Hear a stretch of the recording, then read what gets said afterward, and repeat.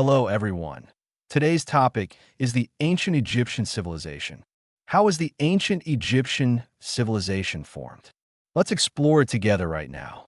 Period 1. Pre-dynastic era, before 3100 BCE. The pre-dynastic era represents the earliest foundation of ancient Egyptian civilization, spanning thousands of years before the land was unified under a single ruler. This was the age when people began forming dense settlements along the Nile River, which provided a stable water source, fertile silt, and ideal conditions for agriculture. During this time, Egyptians gradually abandoned the lifestyle of hunting and gathering and transitioned into permanent settlements, farming, and animal husbandry. They cultivated wheat, barley, raised livestock, and used polished stone tools to produce food. Small communities developed into two main cultural regions: Upper Egypt, south, and Lower Egypt, north. Each region had its own leaders, symbols of authority, religious customs, and social organization. These early settlements grew increasingly complex with the rise of specialized crafts, artisans, traders, and ruling elites. Notably, this era saw the emergence of early hieroglyphic writing, religious rituals, and worship of deities, especially gods associated with agriculture and the Nile.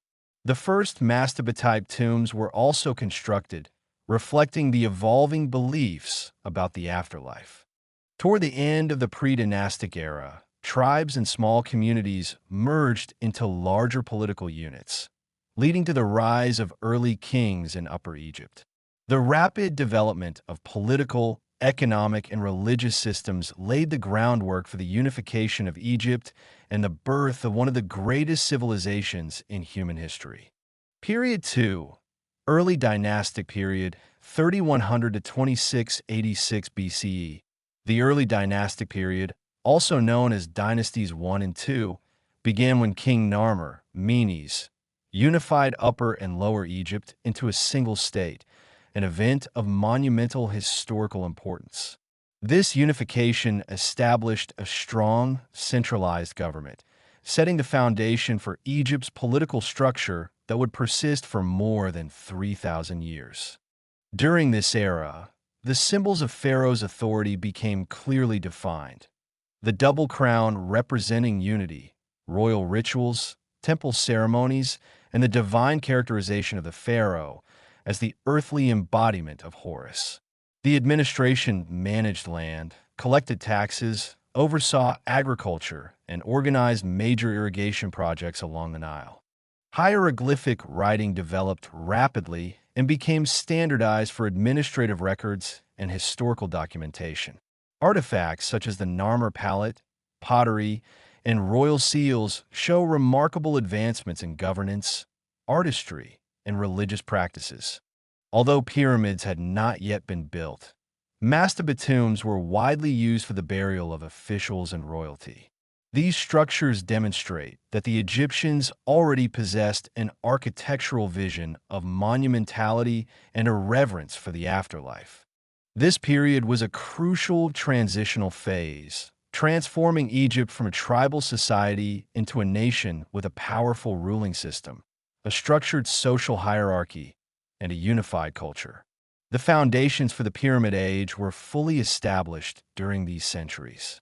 Period 3. Old Kingdom, 2686 to 2181 BCE. The Old Kingdom, often referred to as the Age of the Pyramids, is the era during which the Egyptians built some of the most extraordinary monuments in human history, including the Giza Pyramids and the Great Sphinx. Pharaohs held nearly absolute power, viewed as divine rulers, living gods on earth. The central government was strong, and the entire society revolved around serving the king, religion, and national projects. Monumental structures such as pyramids were not merely tombs. They were symbols of authority, stability, and Egypt's immense wealth. Under kings like Djoser, Snefru, Khufu, Khafre, and Menkaure, Egypt reached its peak in architecture, mathematics, construction engineering, sculpture, and labor organization.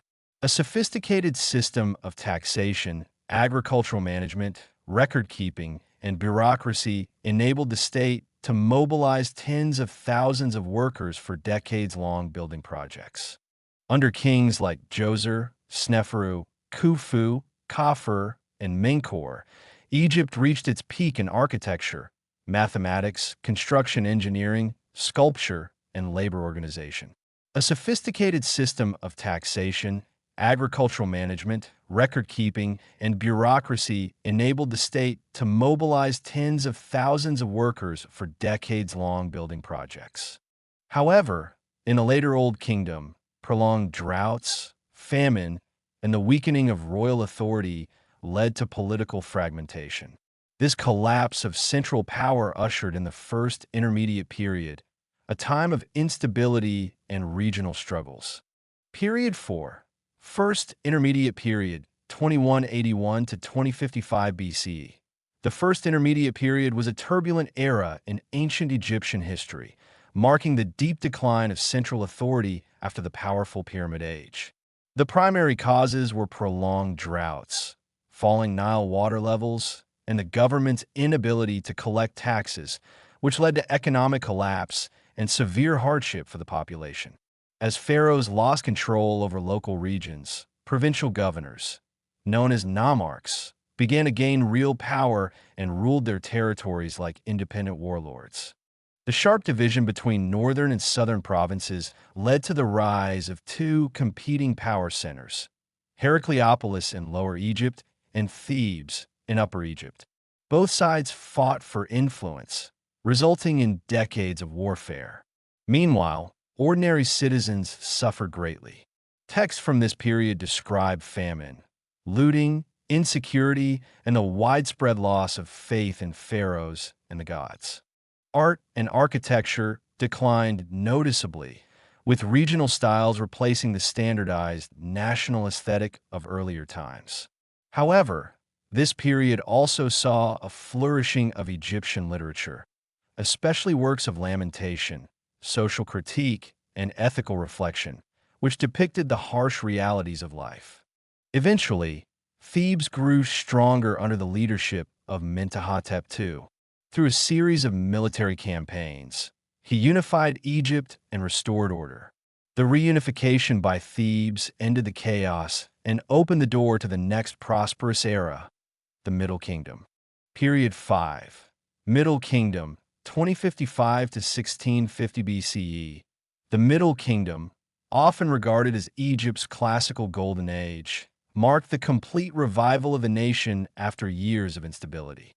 Mentuhotep II reunited Egypt, established a new dynasty, set the capital in Thebes, and restored centralized authority. This period brought political stability, strong economic growth, and significant cultural expansion. The government rebuilt irrigation systems, and agriculture recovered as Nile floods returned to normal. Pharaohs of the Middle Kingdom promoted international trade with Nubia, the Levant, and the Mediterranean, bringing in valuable resources. Military campaigns were carried out to secure key trade routes and protect the southern border. Egyptian literature thrived with masterpieces such as the Tale of Sinew, the Instruction of Amenemhat, and the Eloquent Peasant. These works reflect mature philosophical ideas, ethical concerns, and realistic portrayals of life. Architecturally, pharaohs shifted from constructing massive pyramids to building temple complexes and simpler structures that emphasized religious and spiritual significance rather than monumental scale. Toward the end of this period, the pharaohs weakened, and they failed to control the growing influx of Asian migrants into the Nile Delta. This allowed the rise of the Hyksos, marking the beginning of the Second Intermediate Period. Period 6, Second Intermediate Period, 1650 to 1550 BCE. This era marks the invasion and domination of Egypt by the Hyksos, a group of people from Western Asia. They occupied the Nile Delta and established their capital at Avaris. Rather than destroying Egyptian culture, the Hyksos adopted and blended many local traditions. Their most significant contribution was military technology. Horse-drawn chariots, composite bows, and advanced metal weapons, giving them a major strategic advantage. Meanwhile, Upper Egypt continued to be ruled by native Egyptian dynasties in Thebes, creating a divided nation. Despite foreign rule, Egyptians used this time to learn Hyksos technologies, which later strengthened their military. The Theban kingdom gradually built up its forces, especially under Seqenenretau and Kamose. Ultimately, Ahmose I, the young king of Thebes, launched decisive campaigns that expelled the Hyksos and pursued them into the Levant. This victory ended the Second Intermediate Period and ushered in Egypt's most glorious age, the New Kingdom. Period 7, New Kingdom, 1550 to 1069 BCE. The New Kingdom represents the peak of ancient Egypt's power, wealth, and influence. Under dynasties 18, 19, and 20, Egypt became a vast empire stretching from Nubia to Syria. Many of Egypt's most famous pharaohs emerged during this time. Hatshepsut, the first great female pharaoh Thutmose III, a brilliant military commander Akhenaten, who introduced radical religious reforms Tutankhamun, the young king with an intact tomb Ramses II, the greatest and most powerful pharaoh. This period saw the construction of monumental temples such as Karnak Temple Luxor, Temple Abu Simbel, the Valley of the Kings. Egypt possessed the strongest army in the region, extensive international trade, and flourishing arts. However, internal conflicts, foreign invasions, and economic challenges gradually weakened the kingdom. By 1069 BCE, central authority collapsed, leading to the Third Intermediate Period. Period 8. Third Intermediate Period, 1069 to 664 BCE, Egypt experienced serious decline and fragmentation. Powerful priests in Thebes ruled the south, while local kings controlled the north. Multiple dynasties existed simultaneously, causing national instability and dependence on foreign powers. Libyans gradually integrated into Egyptian society and eventually ruled, forming the 22nd and 23rd dynasties. Over time, Egypt continued to weaken, becoming vulnerable to Nubian and Assyrian influence. Attempts at restoration failed, marking the end of Egypt as a major independent power. Period 9, late period 664 to 332 BCE, the Sate dynasty, 26th dynasty, made attempts to revive Egypt's former glory. However, Persian intervention led to Egypt being conquered and becoming a province of the Persian Empire. Although Egypt regained independence briefly, it never returned to its previous strength. The culture became heavily influenced by foreign powers, art declined, and the economy weakened. Period 10, Greek, Macedonian period, 332 to 30 BC, Alexander the Great conquered Egypt and established the Ptolemaic Greek dynasty. Alexandria became one of the world's greatest centers of culture and science, home to the legendary Library of Alexandria. Cleopatra VII, the most iconic figure of this era, attempted to restore Egypt's independence but ultimately failed in her conflict with Rome. Period 11, Egypt as a Roman province, 30 BCE.